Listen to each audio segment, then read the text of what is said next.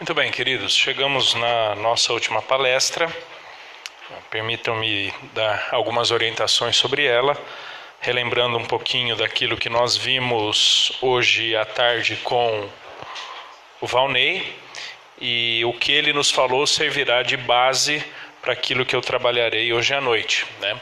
Quando nós pensamos na nova aliança, dentro da tradição dispensacionalista, nós temos três abordagens padrão, três aproximações mais específicas sobre a nova aliança, relembrando uma nova aliança que é exclusiva para Israel, que não tem absolutamente nada a ver com a igreja cristã neotestamentária.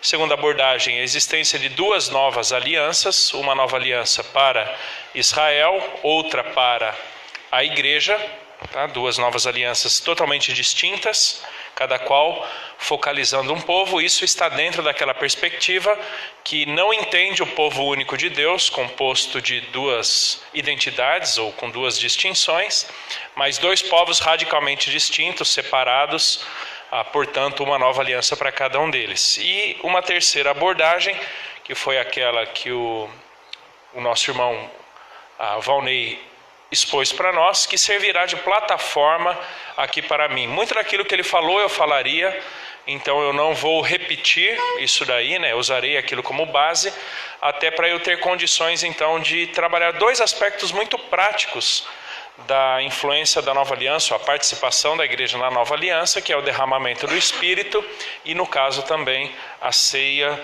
do Senhor. Então, essa terceira abordagem, há uma nova aliança para Israel, que há de ser cumprida no futuro, tá? Quando então Israel terá a oportunidade de, pela conversão do seu coração ao Senhor, ter ali os seus pecados perdoados, a lei do Senhor gravada no seu coração, e a igreja então se torna participante, ela experimenta da extensão de algumas bênçãos ali da nova aliança para a igreja no tempo presente, no contexto presente, ok?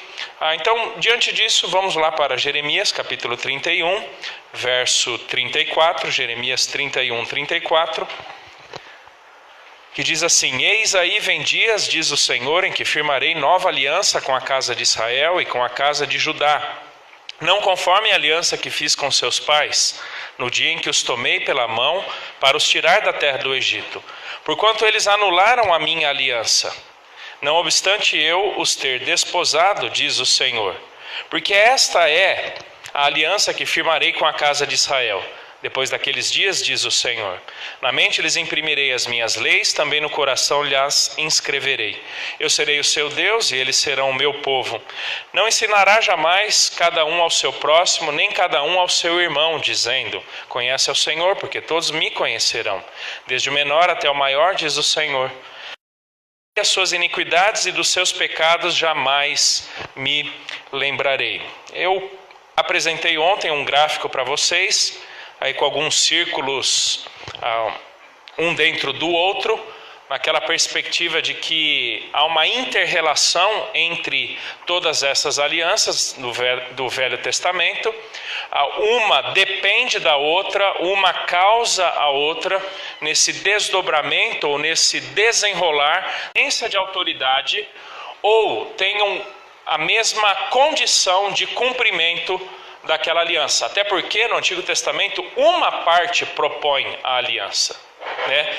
Nesse caso aqui, e é sempre Deus propondo essa aliança. Então Deus entra em acordo com o seu povo, e o símbolo dessa aliança, o código dessa aliança é a lei mosaica, ali os 10 mandamentos, que serve de base para a demonstração dessa autoridade inquestionável de Deus sobre seu povo, que então, diante do desafio da entrada ali na terra de Canaã, agora de uma nova composição do povo, porque os rebeldes haviam sido mortos ao longo da peregrinação no deserto, Deus então ratifica aquela aliança, estabelecendo aquilo que nós conhecemos como aliança palestiniana, que está dentro da aliança mosaica. Alguns vão trabalhar conjuntamente essas duas alianças, tá? Mas nós vemos ali no livro de Deuteronômio, capítulo 4, capítulo 28, Deus então propondo esta aliança para que por meio da obediência da lei, o povo tivesse a garantia da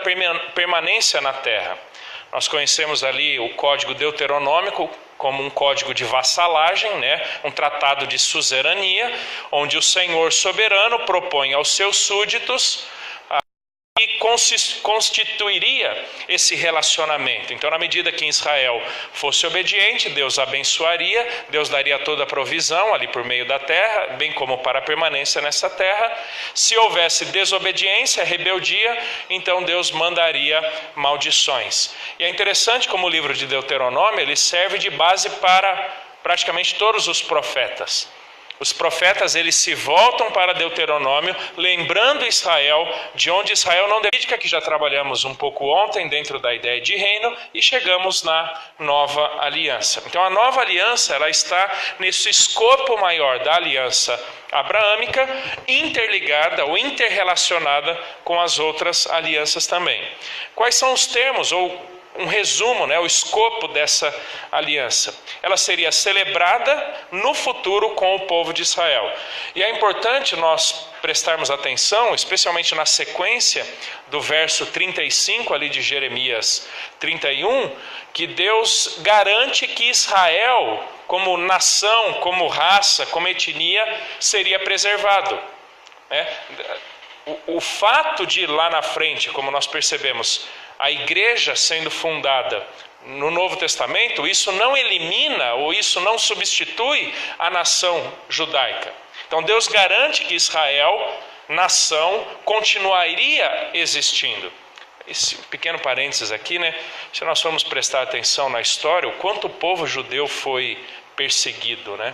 O quanto ele foi massacrado em diversos momentos da história do Novo Testamento para cá, especialmente na primeira metade do século XX, e ainda assim esse povo permanece, creio eu, porque ele continua sendo o povo eleito de Deus, esse povo que o próprio Deus garantiu que permaneceria existindo nacionalmente falando, ok?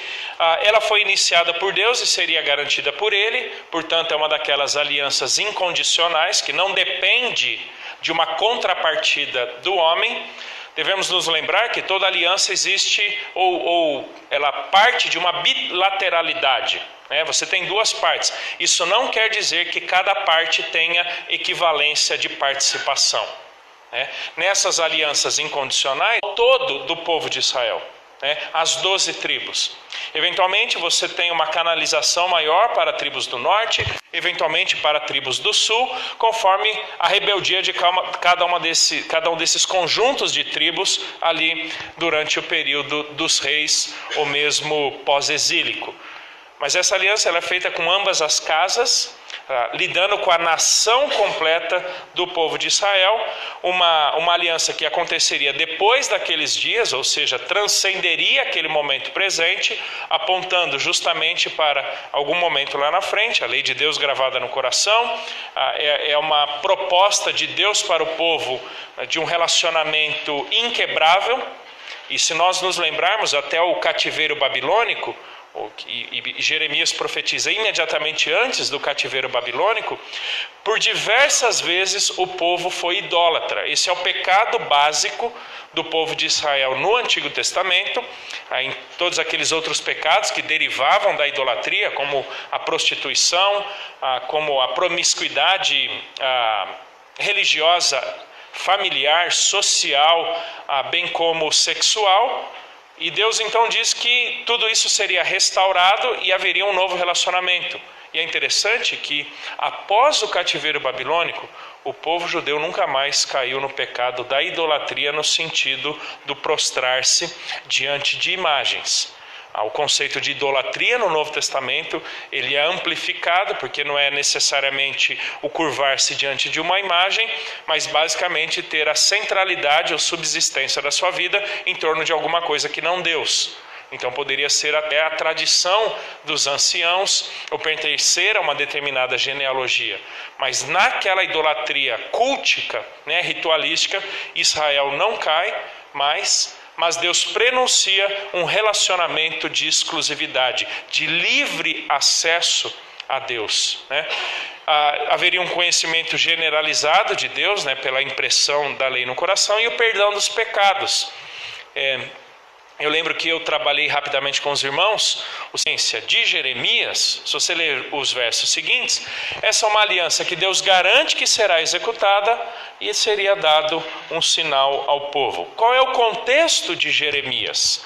Isso é importante nós entendermos, até para percebermos que houve no tempo posterior ao cativeiro babilônico uma certa restauração, porém não aquela segundo Deus havia pretendido na nova aliança. Bom, o contexto é de profecias, primeiro uma denúncia de Jeremias quanto à infidelidade do povo, a sua idolatria, a sua rebeldia para com o Senhor, se voltando contra a lei mosaica, e por causa disso Deus traria disciplina.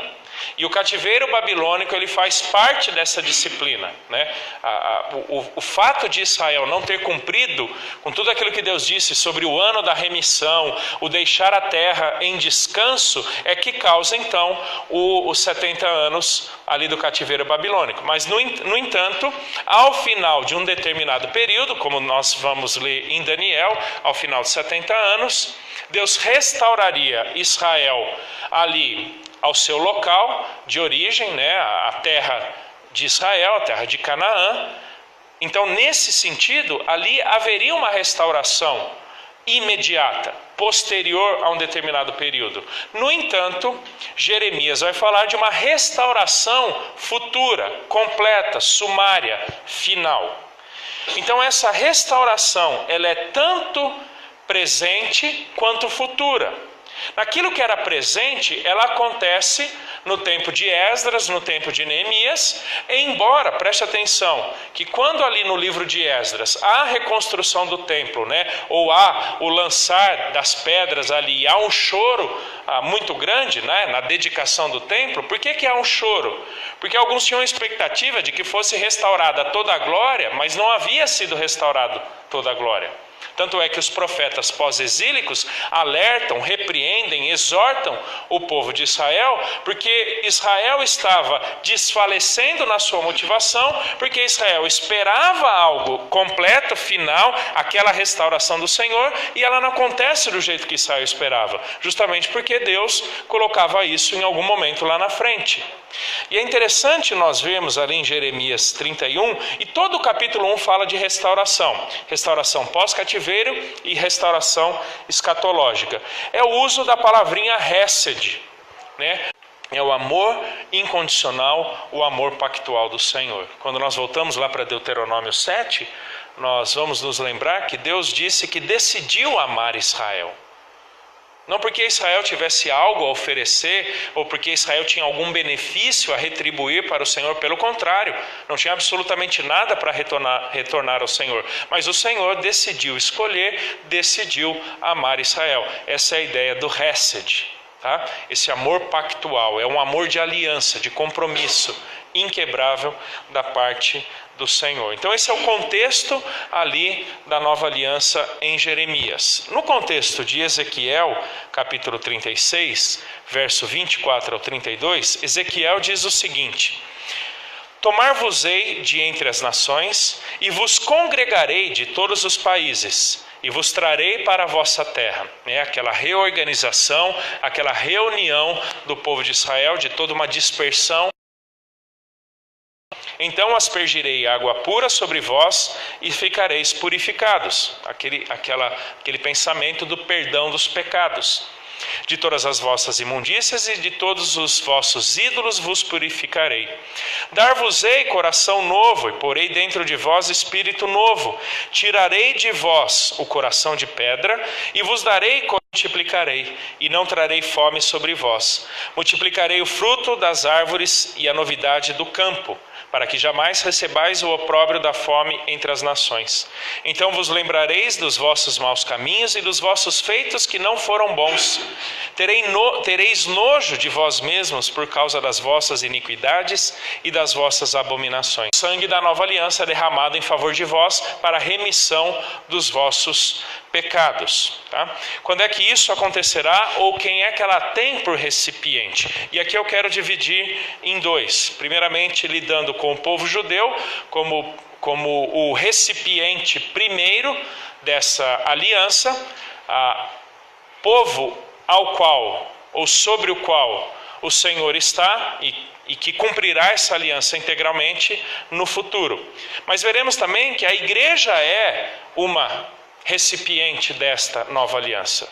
Aspectos recaem sobre ela. A casa de Israel, assim como foi com a aliança mosaica. Nós não podemos pensar, num primeiro momento, na igreja como beneficiária imediata ou inequívoca da nova aliança. Porque há um contraste entre a antiga aliança que foi feita exclusivamente com Israel e não com a igreja, e que esta nova aliança é justamente em substituição àquela antiga aliança. Como o autor de Hebreus por diversas vezes dirá, que essa nova aliança torna a antiga aliança revogada, prazo de validade expirado. Tá? E Israel seria preservado como nação. Então nós não estamos pensando numa entidade de natureza espiritual que substitui o povo nacional, étnico, racial Israel. Não há uma substituição espiritual. A preocupação de Deus é justamente com aquele povo que manteria a sua identidade nacional. Quando nós pensamos nessa antiga e nova aliança, a antiga sendo superada pela nova, nós vemos ali o Senhor Jesus trabalhando na ceia, texto, a menção a Jeremias 31, nós vemos diversas ocorrências do conceito de nova aliança em Hebreus, daqui a pouco eu lerei esses textos. Nós temos ali em João capítulo 1, quando João fala que a lei foi dada por Moisés, a graça e a verdade por Jesus, então enfim vem aquele que vem suplantar a antiga aliança, ou que vem inaugurá-la, ou demonstrar a sua realidade presente, porque Romanos capítulo 6 fala que vocês não estão debaixo da lei, e sim da graça. Embora a comunidade romana dos cristãos ali fosse predominantemente gentílica, provavelmente com alguns judeus presentes, como vemos por alguns nomes ali no capítulo 16, pelo próprio conteúdo e exemplificação do capítulo 2 até o capítulo 4, mas Paulo vai dizer que eles não estão debaixo, eles não são submissos. Essa é a ideia do hipó, da preposição hipó, debaixo de, submisso a, mas sim a graça. E 2 Coríntios capítulo 3, verso 1 a 11, que nós leremos daqui a pouco para falar um pouquinho mais sobre o ministério do Espírito Santo na igreja e como é que a igreja já se beneficia ou já experimenta de alguma realidade presente da nova aliança. Muito bem, que antiga aliança é essa? Relembrar aqui bem rapidinho, a aliança mosaica, celebrada ali no Sinai, Deus dá as tábuas da lei, demonstrando aquele que é o código dessa aliança, o símbolo dessa aliança. A palestiniana é a aplicação daquela lei por meio de uma ampliação da mesma para uma nova geração que entraria, enfim, na terra prometida. Então, esta é a velha aliança. Tá bom? Ela é baseada na letra da lei, que é a terminologia que Paulo vai usar lá em 2 Coríntios capítulo 3. É a lei pela lei, tá bom? Que nunca teve por propósito produzir vida. E tendo em vista que ela não tinha por propósito produzir vida, ou mesmo atribuir, imputar justiça quem dela vivesse, é que Paulo vai dizer que esta lei, ela caducou. Agora, porém, libertados da lei, estamos mortos para aquilo a que estávamos sujeitos, de modo que servimos em novidade de espírito e não na caducidade da letra. Lembre-se que lei, quando não tem adjetivo no Novo Testamento ou letra, diz respeito à lei mosaica. Então, naquilo que Deus fala que a nova aliança substituiria a antiga aliança, seria a contraposição da antiga aliança, é porque aquela aliança tinha um prazo de validade determinado. Que, como Paulo vai dizer lá em Romanos capítulo 10, verso 4 e 5, o fim da lei é Cristo. E é interessante que a ideia de fim, telos, é aquilo para que ela aponta, a ideia de um propósito. Tá bom? É para onde ela encaminha as coisas, bem como em quem ela encontra a sua completude. Quando o Senhor Jesus fala lá em Mateus capítulo 5, eu não vim abolir a lei, eu vim cumpri-la. Cumpri-la em que sentido? De satisfação das suas exigências, porque justamente era impossível ao judeu, era impossível ao povo de Deus satisfazer todas as exigências da lei.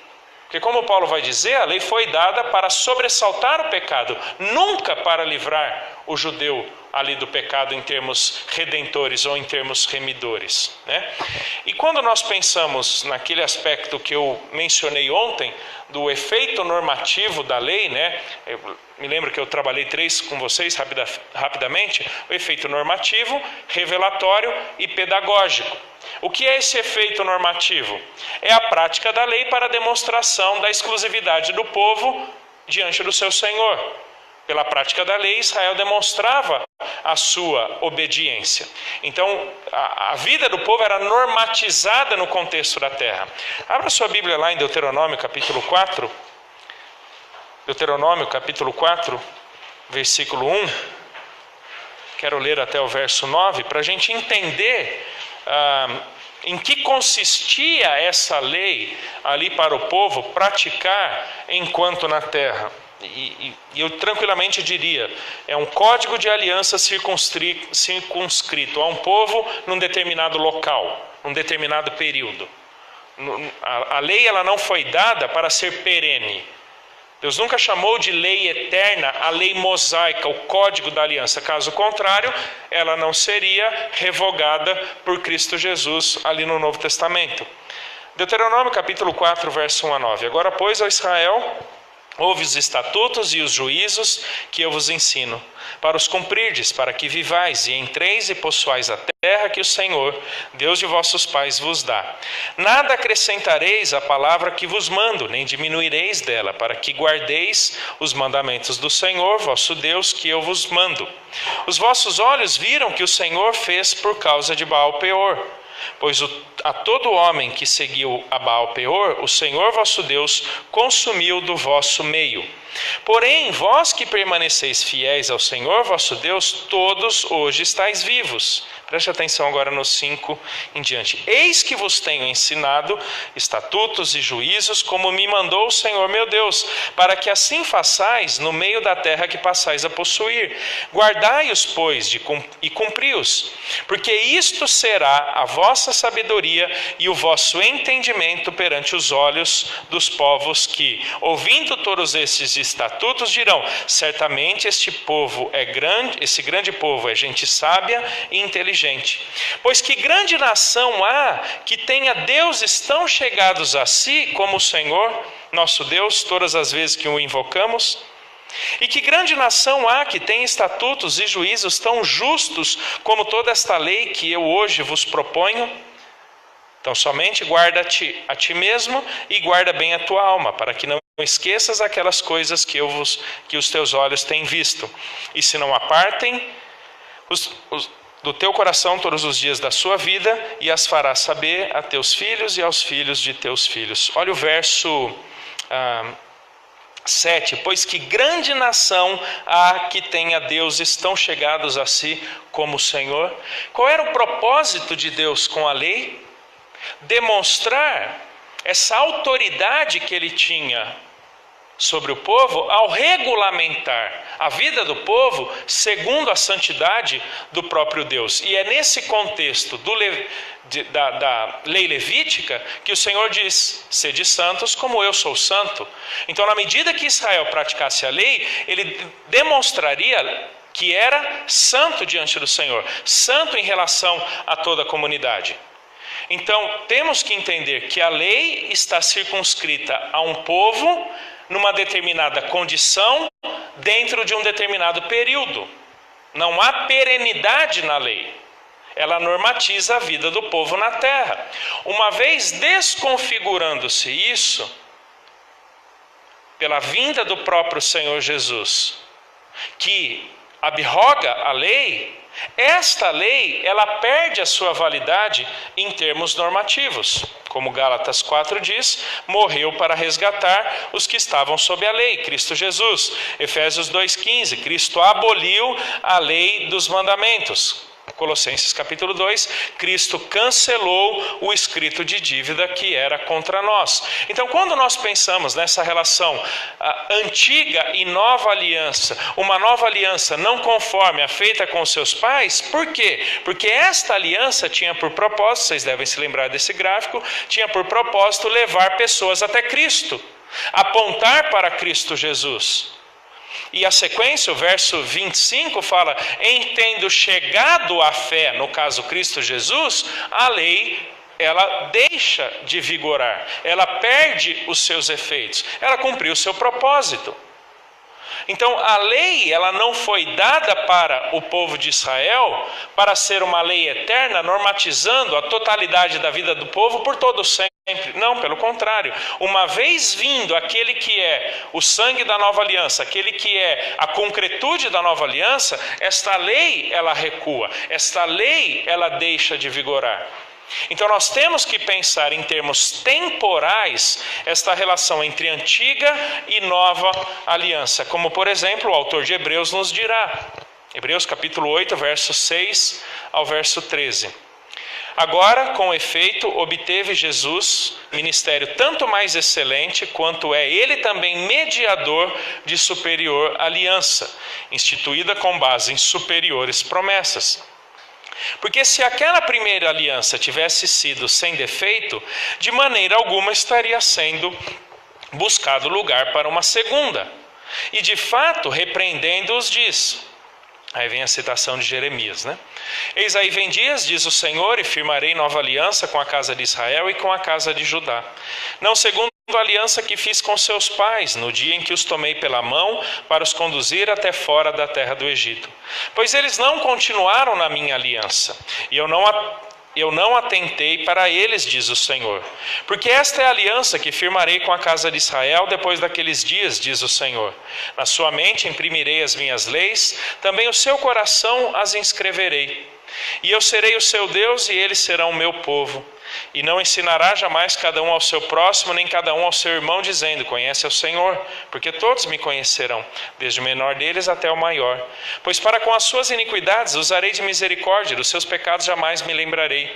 Quando ele diz nova, torna antiquada, mesmo termo usado pelo apóstolo Paulo, lá em Romanos capítulo 7, para falar do prazo de validade expirado da lei, né? A prescrição da lei.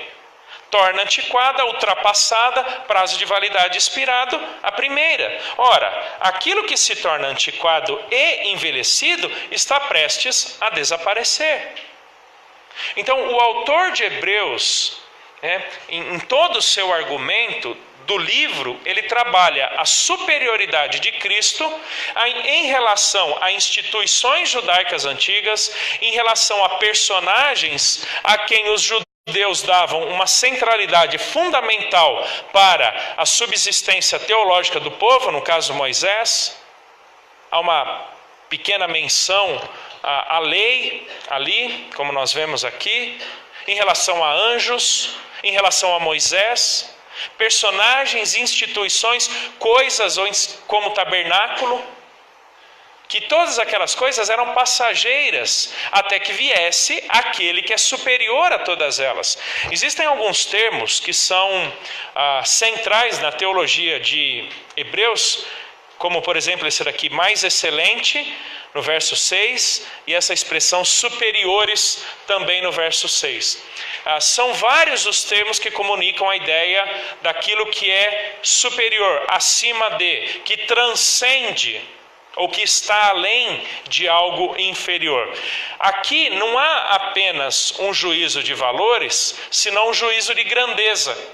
Isso não quer dizer que o tabernáculo não tenha sido importante. Isso não quer dizer que Deus não tenha manifestado a sua glória no tabernáculo. Mas em termos de completude do desígnio de Deus, o tabernáculo não era o desenho final. Havia um desenho, havia um esboço superior, molde vindo dos céus, que suplantaria ali o tabernáculo.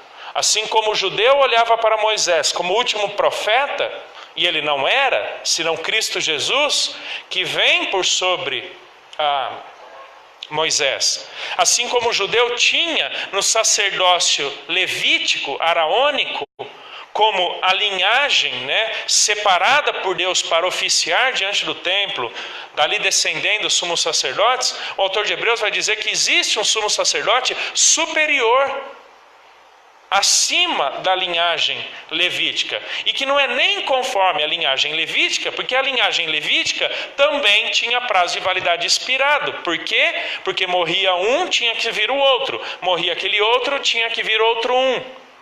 Mas esse sumo sacerdote vem da ordem de Melquisedeque, que não tem começo, não tem meio, não tem fim, não tem linhagem, justamente para demonstrar a superioridade, a eternidade de Cristo Jesus. Daqui a pouco eu chego na ideia do sumo sacerdócio e a importância do sumo sacerdócio de Cristo para o oferecimento do seu próprio sangue para o estabelecimento da nova aliança. Hebreus capítulo 9, verso 15 ao 22.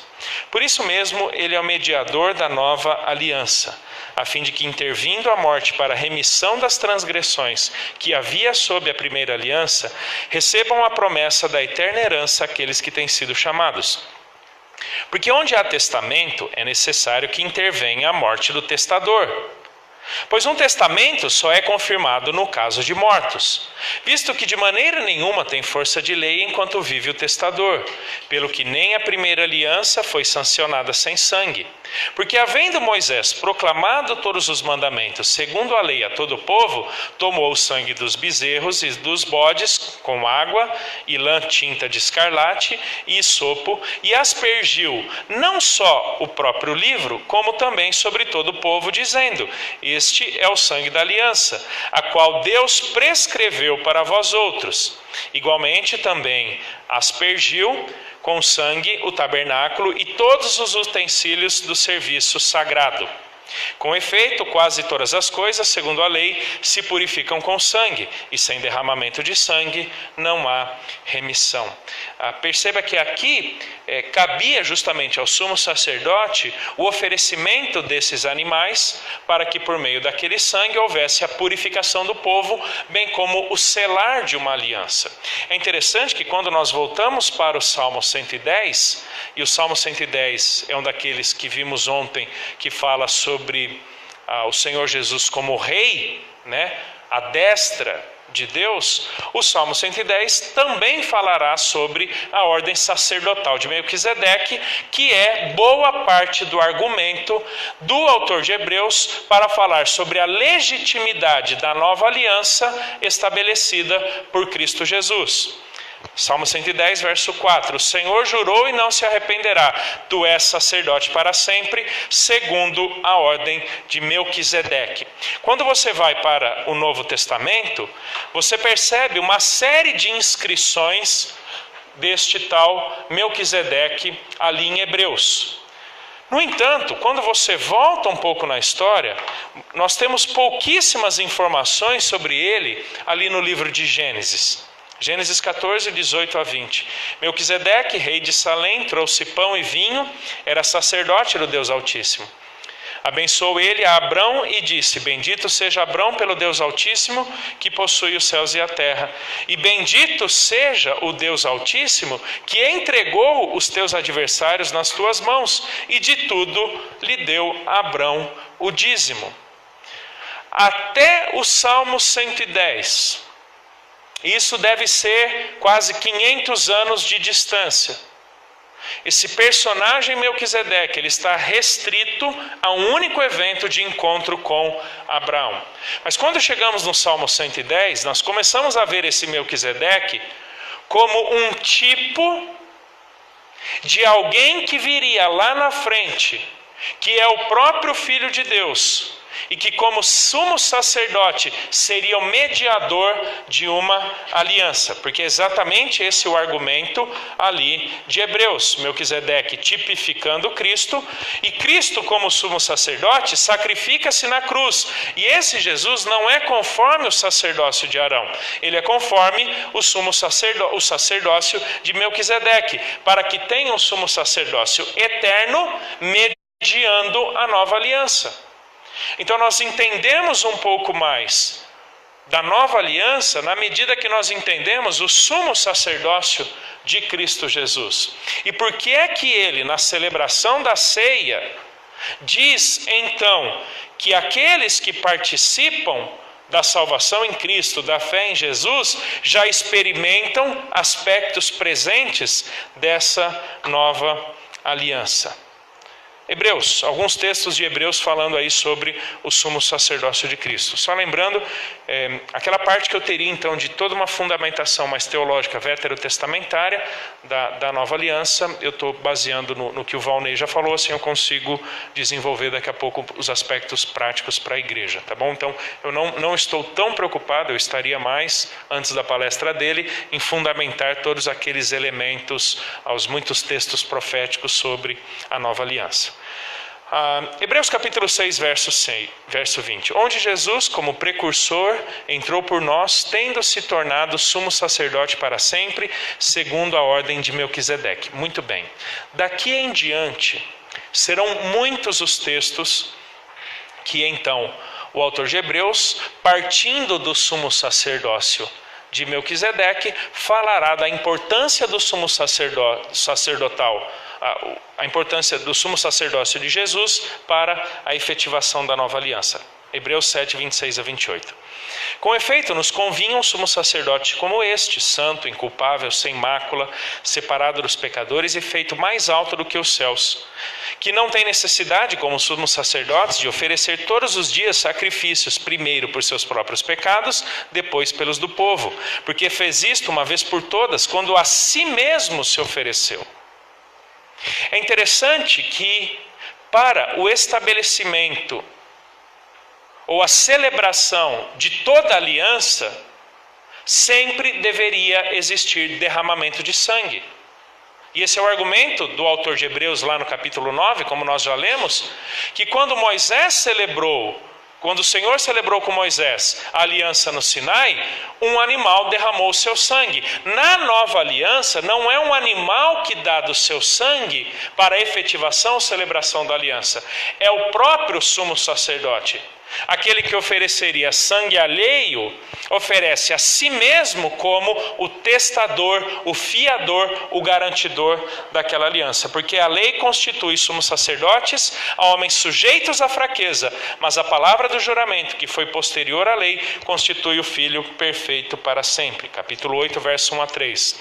Ora, o essencial das coisas que temos dito é que possuímos tal sumo sacerdote, que se assentou à destra do trono da majestade dos céus, como ministro do santuário e do verdadeiro tabernáculo que o Senhor erigiu, não o homem.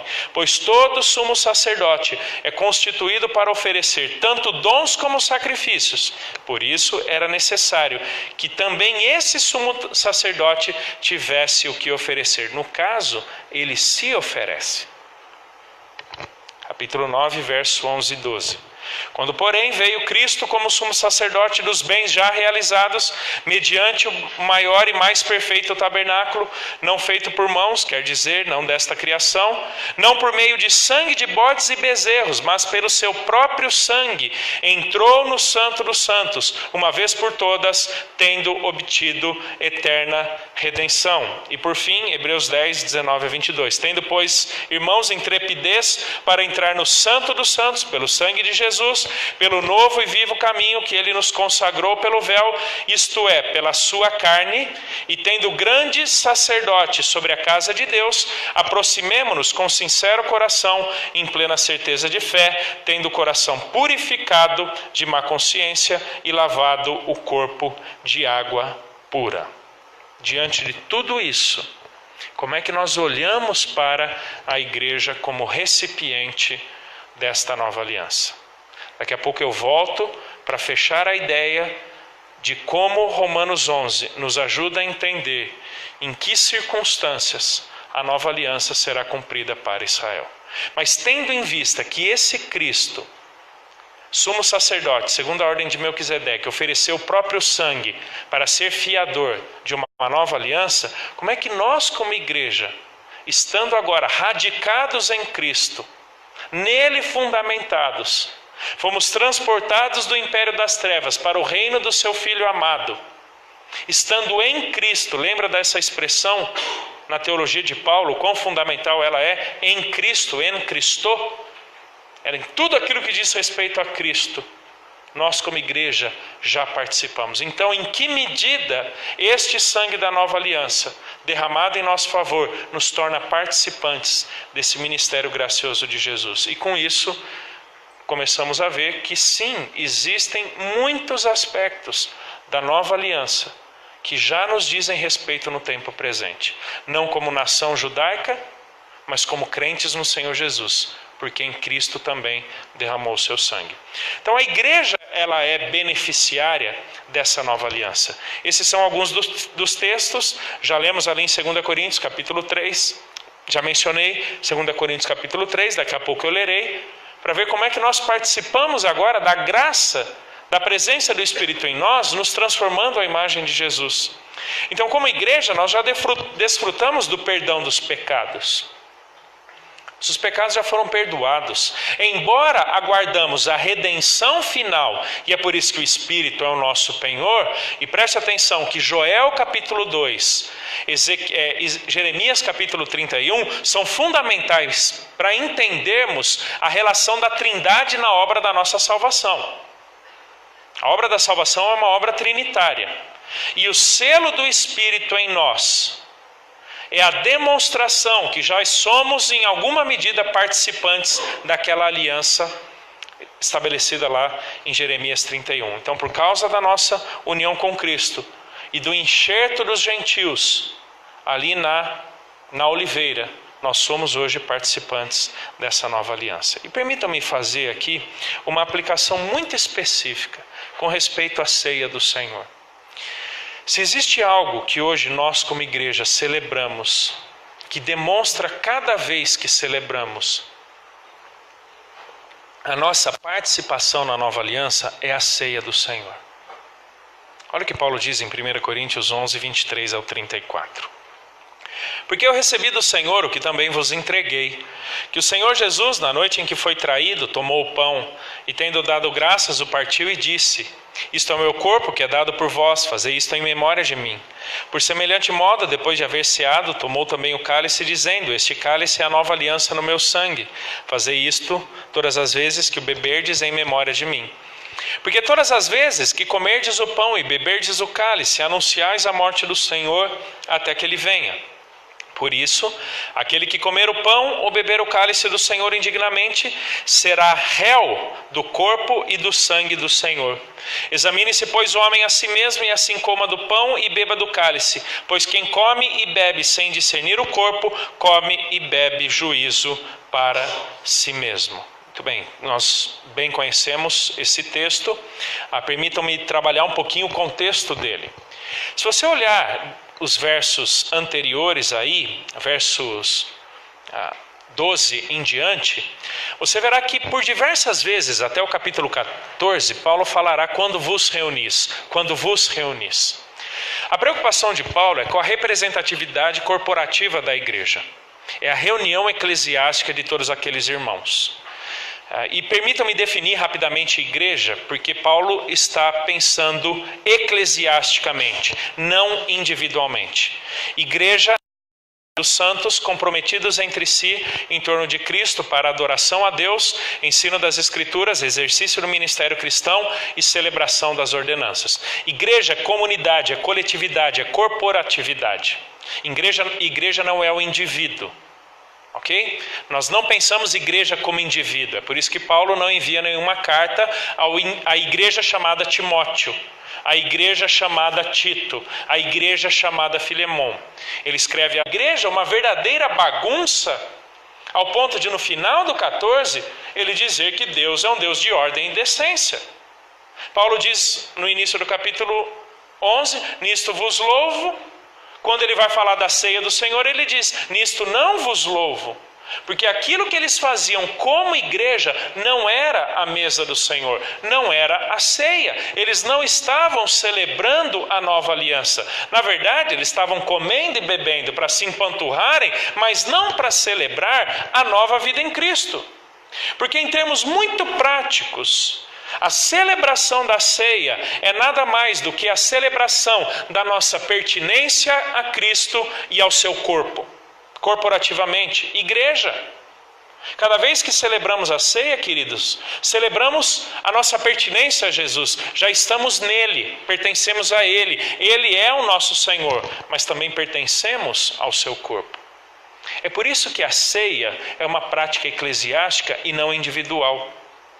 É por isso que a ceia é uma prática comunitária e não exclusivista ou privada.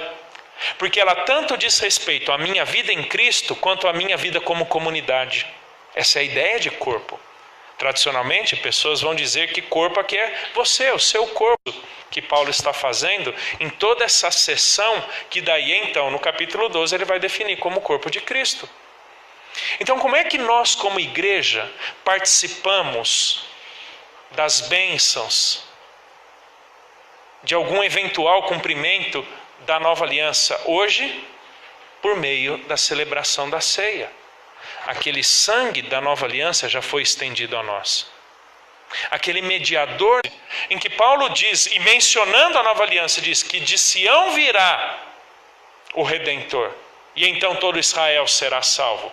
Então este até que ele venha, preste atenção, que nós como igreja não deveríamos estar preocupados simplesmente com o nosso encontro com Cristo, senão também com o destrancar de toda a profecia, de toda a expectativa profética passada em que Israel ainda aguarda. Esse até que ele venha nos diz respeito, mas diz respeito a um monte de outras coisas. O que é que nós aprendemos pela ceia? Alguma realização, aplicação da nova aliança à igreja? Eu tranquilamente digo, e eu ensino isso na igreja ali, que para mim a ceia é um dos momentos mais sublimes da vida cristã. Porque nós celebramos o que Cristo fez por nós. Demonstramos que a Ele pertencemos e que com o seu corpo nos identificamos. Isso é a nova aliança em nosso favor, né? Antes estávamos distantes, totalmente alheios. Lembra de Efésios? Mortos nos nossos delitos e pecados. E a prerrogativa da morte é a incomunicabilidade com a vida, a impossibilidade de acessar a vida. Capítulo 4, verso 17, Paulo vai dizer: obscurecidos de entendimento, alheios à vida de Deus, como que tentando viver uma vida paralela, mas era uma vida de morte. E foi por causa do sangue da nova aliança que agora nós, gentios, pudéssemos ser aproximados de Cristo e inseridos no seu corpo. Então experimentamos necessariamente de aspectos da nova aliança hoje. Rememoração da vida e obra de Cristo, seu nascimento, ensinamento, morte, ressurreição e volta. De novo, volta, não sejamos egoístas, né, em pensar que é uma volta só para estar conosco, senão também, ou para nos levar para Ele, senão também para dar início a tudo aquilo. Essa escatologia futura. Gratidão pela morte substitutiva de Cristo, por meio da qual temos nossos pecados perdoados. É um desafio à vida de santidade, esse examinar-se no contexto da coletividade. É uma anunciação evangelística, né? Esse prenúncio, esse anúncio da volta do Senhor, e uma participação em comunhão constante com a expressão local do corpo de Cristo. Queridos, é só por causa da nova aliança de influência judaica e que, portanto, não dizem respeito à igreja. Porque a igreja começou apenas depois de Atos, capítulo 28. Uma vertente um pouco, se é que pode-se dizer, mais branda dentro do ultradispensacionalismo, é que a igreja pode praticar a ceia, mas não pode praticar o batismo, porque batismo é algo exclusivamente judaico, né? Dizer que a igreja não pode celebrar a ceia como expressão da nova aliança, ou dizer que a nova aliança não tem implicações, não permite que a igreja participe disso, não faz sentido teológico absolutamente nenhum. Se somos corpo de Cristo, se somos povo do Senhor, isso só é possível por causa da nova aliança. E como igreja que somos, nós então somos, e aqui eu quero trabalhar um pouco mais, a questão do Espírito Santo. Lembra de Joel 2? O derramar do Espírito? Lembra de Atos capítulo 2, o derramar do Espírito, que inclusive Pedro menciona Joel capítulo 2. Como é que a habitação do Espírito é trabalhada ou desenvolvida em relação a nós cristãos? E eu creio que isso tem absolutamente tudo a ver com alguma concretização da nova aliança. De novo, estou pulando aquela parte que poderíamos trabalhar de João capítulo 14 a 16, como o Valnei já trabalhou, de que ele estava entre vós, mas haveria um tempo que ele estaria em vós. Há uma diferença de localidade aí, né? O entre é diferente de em. Ok? Mas em que consiste essa habitação do Espírito? 1 Coríntios, capítulo 3, verso 16.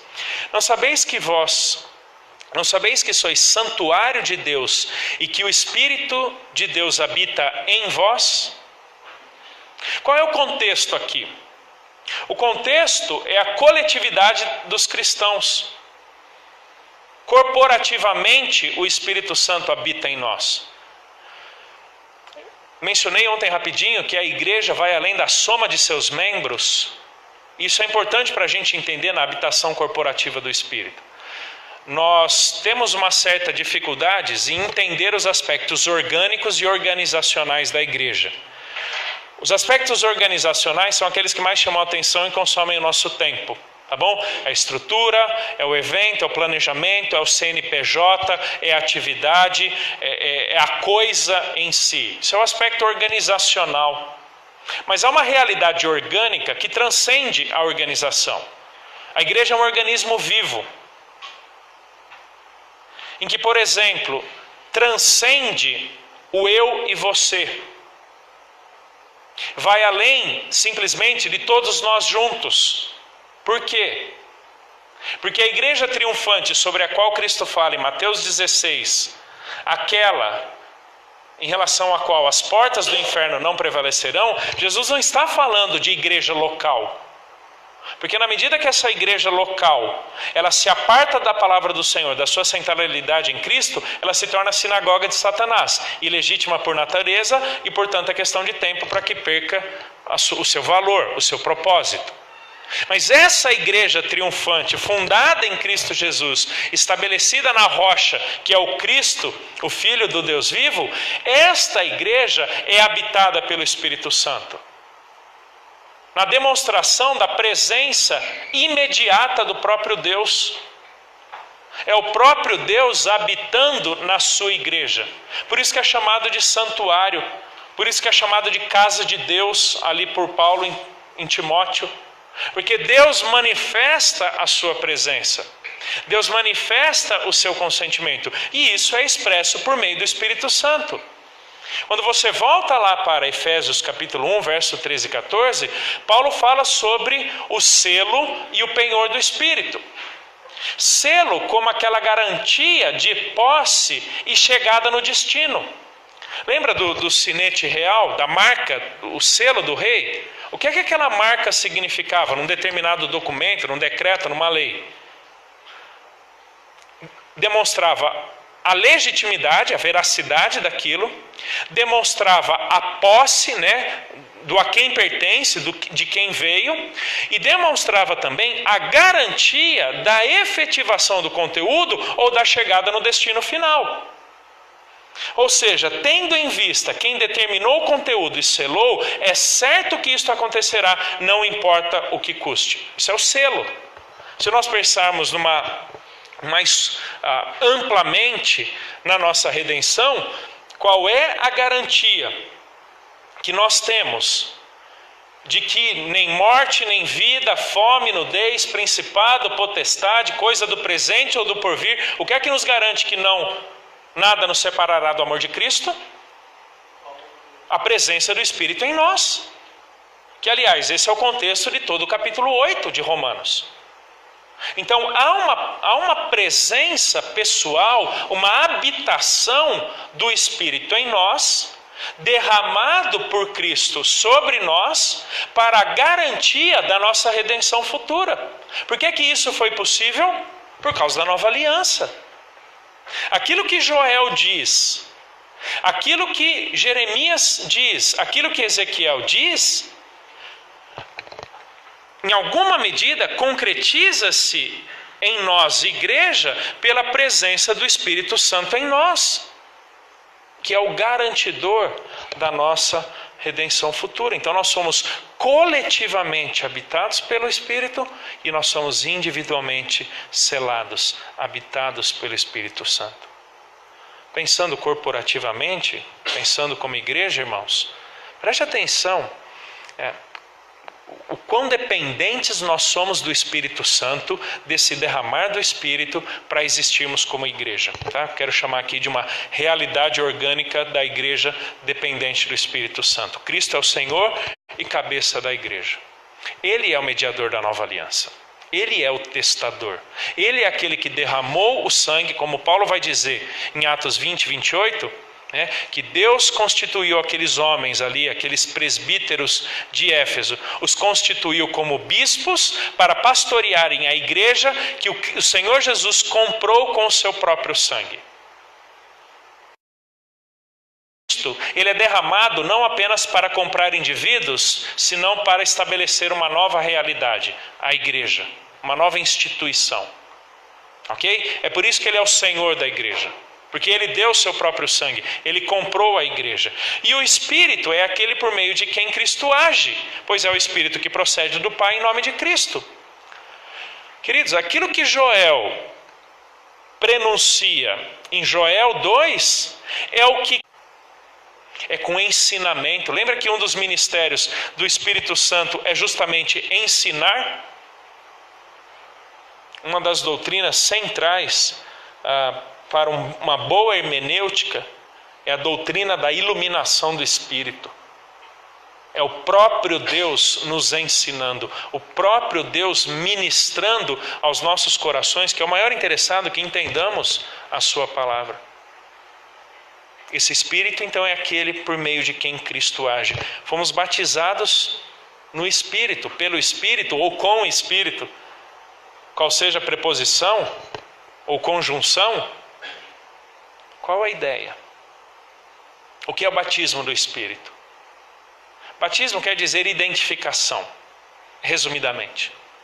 Tá? Por isso que pessoas batizavam em nome do imperador. Se identificavam com o imperador. Se identificavam e demonstravam sua submissão ali ao imperador. O que quer dizer o batismo do Espírito? É a nossa identificação com Cristo e seu corpo local. Por isso que Efésios 4 vai dizer: há um só Espírito, há um só batismo, há um só corpo, há uma só fé, há um Senhor sobre tudo e todos que faz tudo em todos.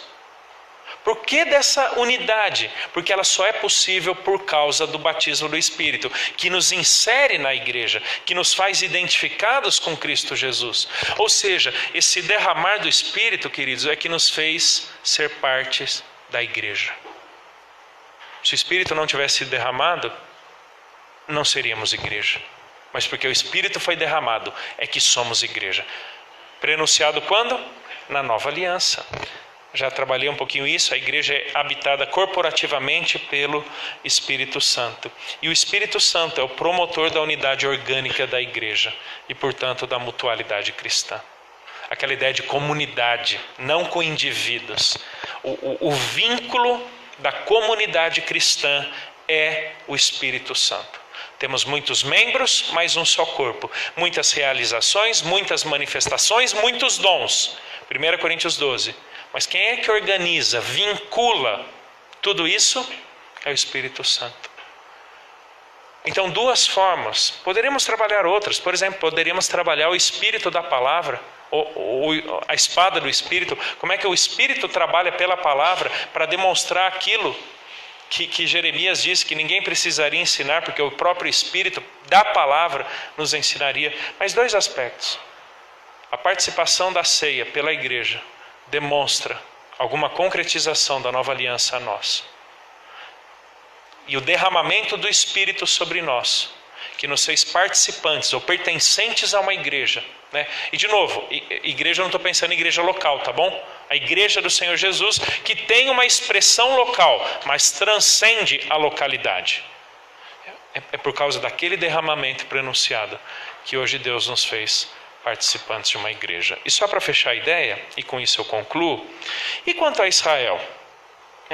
Vimos que Israel é um primeiro beneficiário ali da nova aliança, um primeiro recipiente, e para quem a nova aliança será cumprida integralmente, tá bom? Somos participantes, experimentamos de alguma concretude, mas essa nova aliança foi feita com a casa de Israel, ok?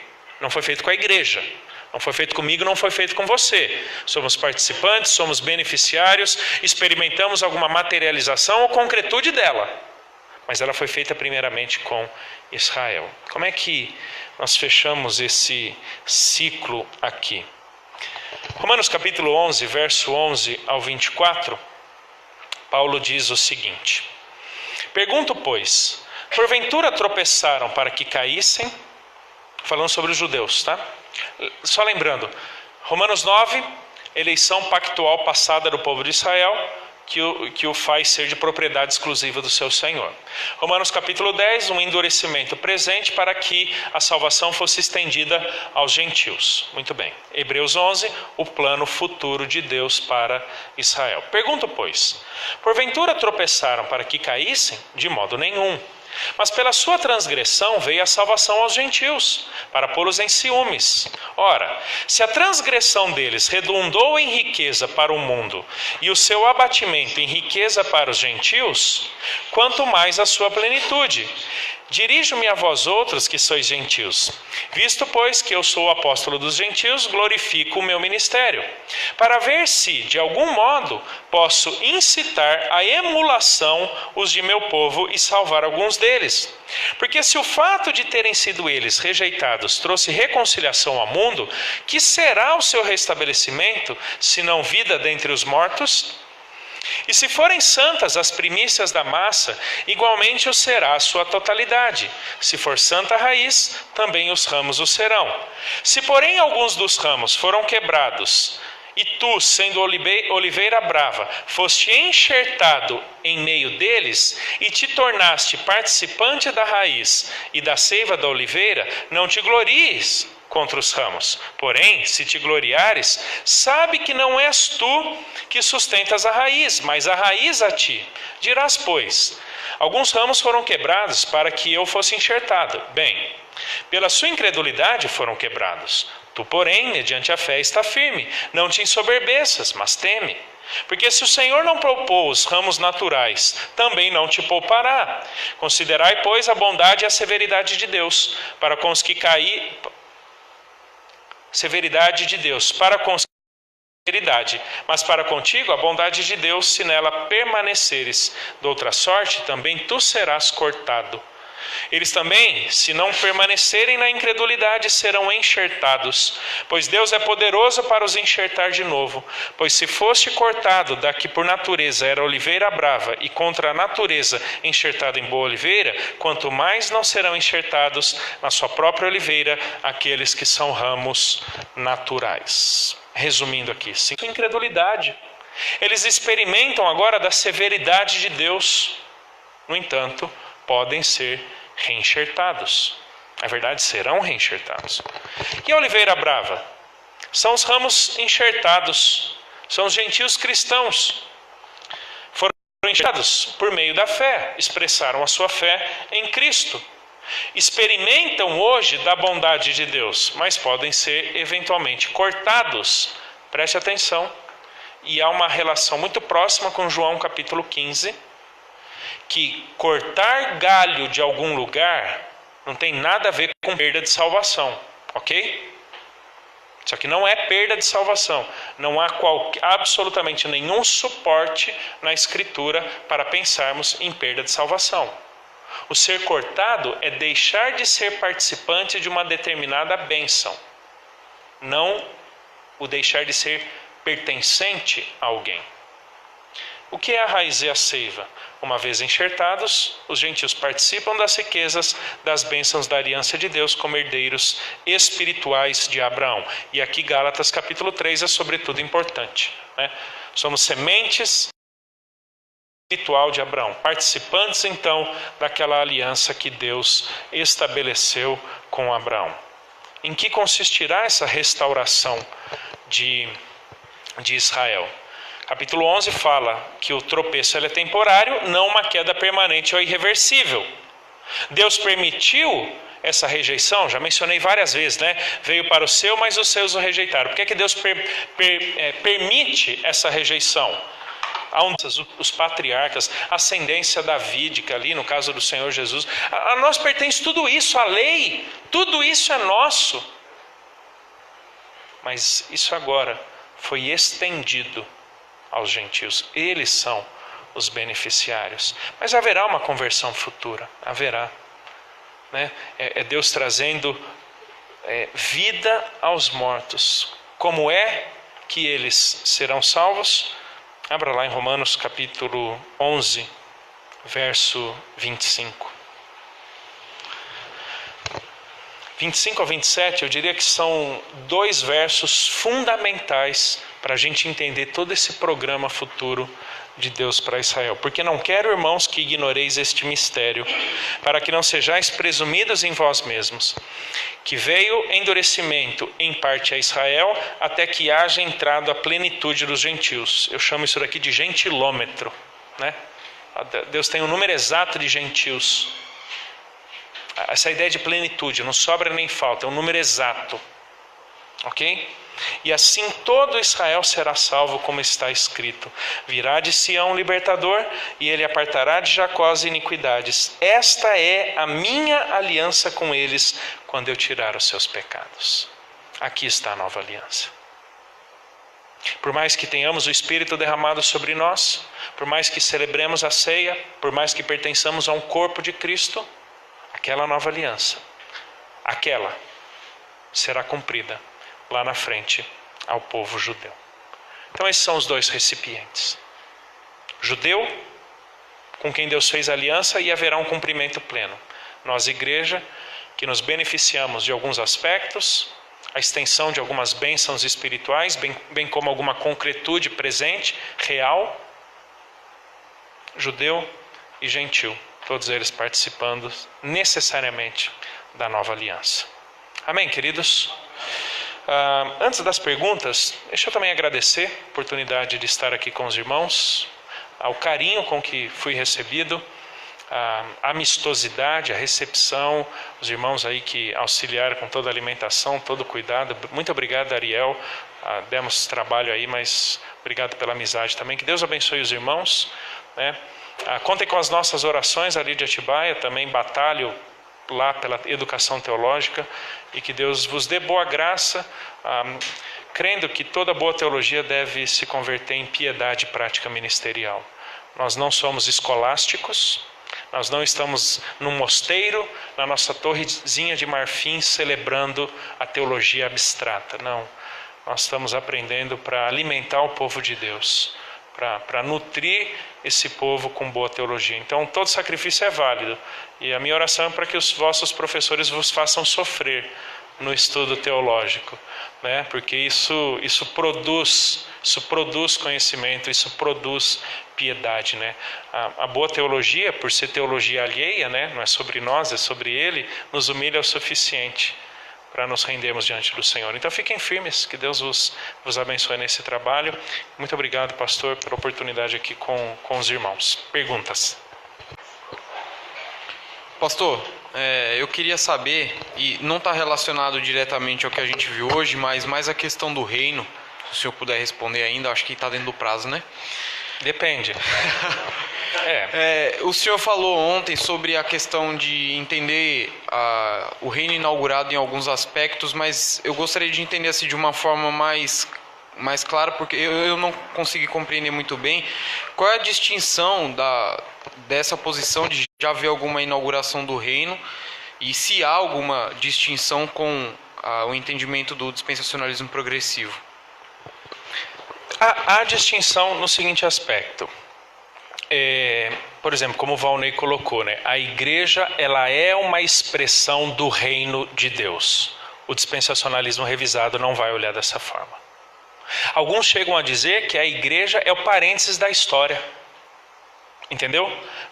Tendo em vista que o reino foi prorrogado, isso aqui é quase que um hiato. E a igreja é o hiato. né? Então há uma diferença muito significativa, né? Há uma diferença muito significativa. O revisado ele vai entender que a igreja é essa expressão do reino, já vivemos realidades do reino. A ideia da inauguração, talvez seja, dependendo de como ela é explicada, ela é menos do que a igreja ser expressão do reino. Entendeu? A igreja como expressão do reino já é muito mais. Então esse é talvez uma resposta mais simplificada. Isso que me permitam. Se eu não me engano, foi até algo que o Valnei ele começou a primeira palestra dele antes de ontem, ou não, a primeira que eu assisti ontem, falando que alguns chegam a dizer que, alguns falam que, ou foi numa conversa particular, não lembro, alguns dizem que o dispensacionalismo progressivo é uma aproximação da teologia do pacto. O que não é verdade em alguns aspectos, né? Mas talvez uma que poderia sugerir essa ideia é porque a teologia do pacto, por causa da teologia da substituição, vê a igreja como Israel de Deus. Então, assim como Israel vivia o reino de Deus, assim a igreja está vivendo hoje o reino de Deus. Ela expressa o reino de Deus, ela participa e promove o reino de Deus, né? E aí 1 Pedro 2 é um texto fundamental, né?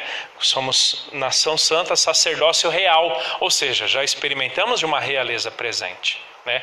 Mas o dispensacionalismo progressivo ele não afirma o que a teologia do pacto afirma, e o revisado menos ainda, né? Então, essas são algumas diferenças aí de compreensão do reino. Pastor Helder, se o batismo do Espírito Santo anunciado pelos profetas é o que se cumpre em Pentecostes e nos coloca para dentro do corpo a igreja, se esse batismo anunciado dos profetas tem que continuar mesmo após o arrebatamento, o que distinguiria a igreja? Se o batismo irá continuar acontecendo, mas não coloca para dentro do corpo. Joia. Eu diria que existem expressões distintas desse derramamento do Espírito. Eu tranquilamente diria que no tempo presente, essa minha participação como igreja, na perspectiva do arrebatamento da igreja, não há uma inserção no corpo. Aí é um derramamento distinto. Na verdade, não é uma pergunta, mas queria pedir para o pastor nos ajudar no sentido de fazer uma... Enquanto literatura, você tem uma abordagem não apenas lexical, tá? Tem algumas virtudes, mas tem alguns aspectos meio mancos, né? Muitas vezes, que nem eu falei, fazer exegese em estudo de vocábulo. Estudo de vocábulo é um aspecto, né? Então, o progressivo ele vai tentar trabalhar outras perspectivas que alguns chamam de abordagens complementares, né? Outras abordagens que não apenas a histórico-gramatical, a literal. Naquilo que eu respondi sobre o reino, o dispensacionalismo progressivo vai ver mais realizações presentes do reino de Deus, uma concretude maior, expressões mais presentes do reino, não exclusivamente futuras ou escatológicos. Ok? Para um dispensacionalista revisado, o reino é reino milenar futuro. No progressivo, tem aspectos presentes que manifestam, expressam, participam do reino presente de Deus, né? A da Nova Aliança eu diria que talvez seja a maior proximidade. Porque assim, a gente não precisa achar que, de novo, quando a gente fala progressivo e revisado, um está lá e o outro está cá. Entendeu? Às vezes a gente acha que é tipo briga de irmão, né? Se você escolher esse, eu escolho aquele. Né? Se você optar por esse, é aquele outro que eu quero. Não é assim dispensacionalismo revisado progressivo. Já que você abordou isso desse jeito, então você é contra isso, eu vou pegar outra abordagem. Não é assim. Então tem um núcleo comum muito grande, muito comum. Tanto é que acho que é o primeiro capítulo do Progressive Dispensationalism do Bock, do Blazing, ele fala o que é comum ao dispensacionalismo. Ser dispensacionalista é crer nisso. Se você não crê nisso, pouco importa a vertente que você adotou do dispensacionalismo. Você não é dispensacionalista. Então tem muitos núcleos comuns, né? Tanto é quando eu falei hoje da Nova Aliança, olha, aquilo que eu trataria, não vou tratar, vou pular, porque é comum, não tem mais o que, sabe? refundamentar, né? Então, existem esses aspectos, né? Por exemplo, a maneira sobre o uso do Antigo no Novo Testamento. Eu falei um pouco de uma perspectiva, o Valnei falou um pouco de outra. Então, existem compreensões diferentes. Eu falei mais do referente pleno. A dispensacionalismo progressivo tende a haver mais cumprimentos do que aplicações, né?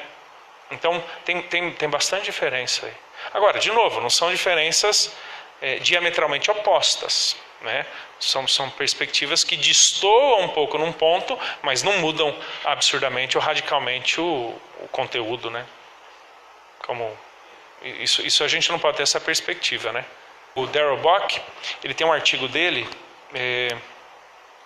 Por que sou dispensacionalista com D minúsculo, né? Ele não deixou de ser dispensacionalista porque ele refinou um ponto ou outro. Ele está dentro da vertente dispensacionalista, embora destoando num ponto ou outro, né? Se distanciando num aspecto ou outro. Pastor, o senhor falou que o reino e a nova aliança se manifestam de formas diferentes na igreja, na visão revisada e progressiva. Isso tem alguma coisa a ver com a classificação diferente que cada um dá? E se sim, que classificação seria essa no revisado e progressivo, né? Já que o senhor falou em um povo só, e a gente já viu em leituras a questão de serem dois povos, duas categorias diferentes, o povo do Antigo Testamento e o povo do Novo. Aí como é que... Bom, a primeira geração de dispensacionalistas foi muito taxativa em dizer que eram dois povos distintos, com programas distintos. Você tem dois povos distintos, você tem aqui o judeu e você tem aqui a igreja. Os primeiros dispensacionalistas, eles vão dizer que essa turma está separada. Eles não se bicam, não se tocam. O judeu, ele tem uma realidade própria com destino terreno. Tá? Deus trata Israel na terra. E ele trata a igreja com outro plano, um outro pacote no céu. Você foi a primeira geração de dispensacionalistas, muito radicais nessa separação, super descontinuistas. Uma segunda geração em ter um destino eterno, espiritual. Ok? Então eu diria que essas são as três perspectivas que norteiam muito dessa abordagem aí do revisado, né? Aí quanto a essa expressão de reino e nova aliança na igreja, existe alguma diferença de classificação de igreja para o dispensacionalista revisado e para o progressivo? Ou eles têm classificações idênticas? Por exemplo, o Valnei trabalhou ontem a ideia de reino. Acabei de responder já a pergunta, acho que eu não vou responder de novo, né? Que a igreja é uma expressão do reino de Deus no tempo presente, e no revisado o reino é um aspecto futuro ao reino milenar, né? Então acho que nós já respondemos de diversas formas. Agradecemos ao pastor Helder pela exposição. Também já agradecemos ao pastor Valnei pelo tempo que dedicou no preparo e exposição. Foi um prazer para o seminário recebê-los, e também estaremos orando por seus ministérios junto à igreja e seminários que servem. E nosso desejo é que esse tempo de estudo nessa área da teologia possa ter servido para crescimento. Importante destacar o que o pastor Helder falou, especialmente tudo o que estudamos sirva para uma aplicação na piedade pessoal de cada um de nós. Tudo isso possa servir para a nossa devoção maior a Deus dentro daquilo que Ele tem nos permitido conhecer de Sua palavra.